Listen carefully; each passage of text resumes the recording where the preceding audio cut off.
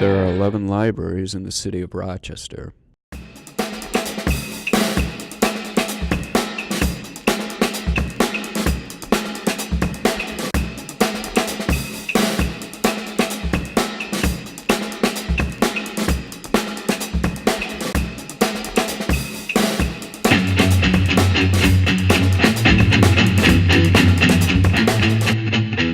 The first library to open to the public in Rochester was the Athenaeum Library, which was formed by Abelard Reynolds in 1813 and renamed the Reynolds Library in 1884.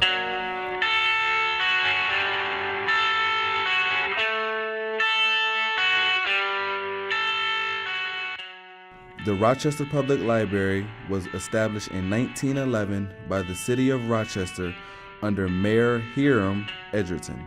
Since only $10,000 had been budgeted for the library, the decision was made to put that money into buying books rather than constructing a building. Stations were set up around the city where people could access the collections. A few years later, the city began investing in building branches. The first was the Exposition Branch, opened in 1912. Then, the Genesee Branch in 1913 followed by the Monroe Branch in 1914 and the Lincoln Branch in 1915. During this time, many sub-branches were maintained along with deposit station collections, all deliberately placed in thickly populated areas, and since many were started in schools, also offered evening classes for adults. During this time, the branches were open 365 days of the year, with hours during the Christmas and Easter holidays due to demand. Growth continued when the Charlotte branch first opened in 1919, followed by the Arnett and Brighton branches in 1923.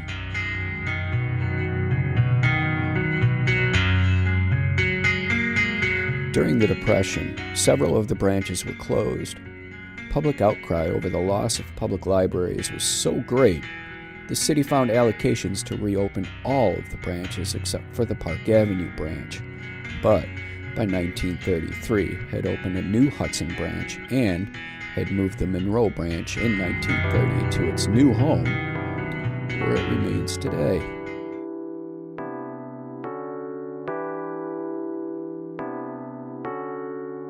Men have established the public library in the very center of the city.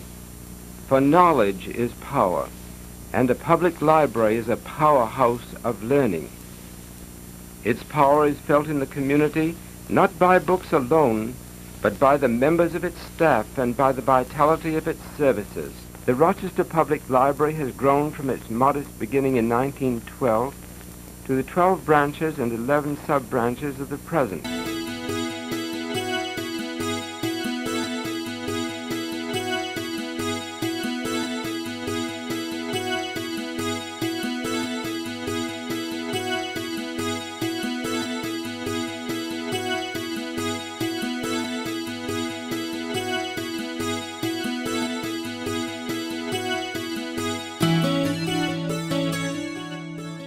This is Edward R. Murrow.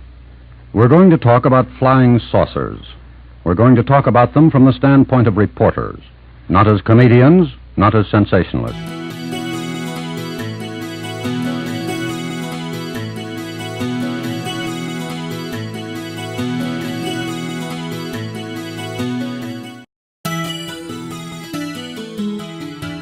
Ah, these were great moments in the history of NBC, and ordinarily it would be impossible to relive them.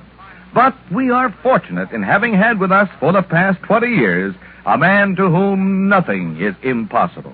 I refer, of course, Molly's husband, Fibber McGee. Mrs. Knowles is a librarian, employed at a library operated by the Quakers at Plymouth Meeting. She refused in 1955 to tell the Senate Internal Security Subcommittee whether she had ever been a communist.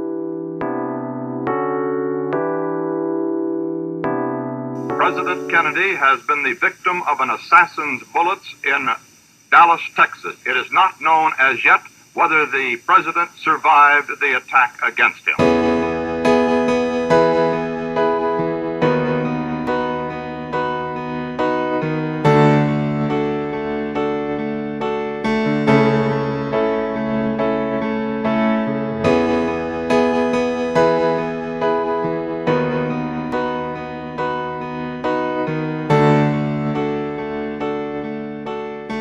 journey into a wondrous land whose boundaries are that of imagination. Your next stop, the Twilight Zone.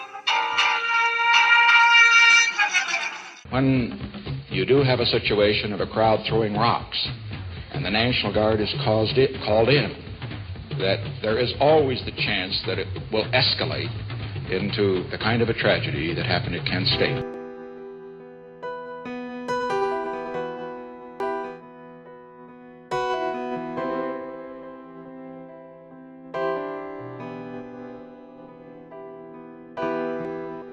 And here it is.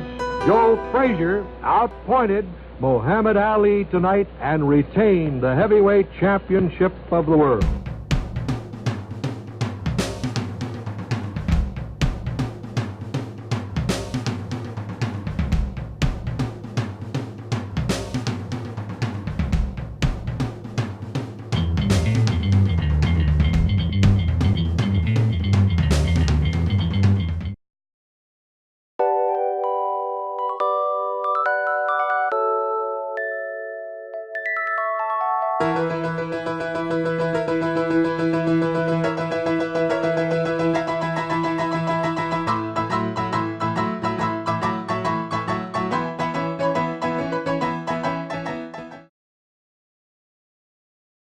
It is free, that we have materials for everybody, not just one age group, but for everybody.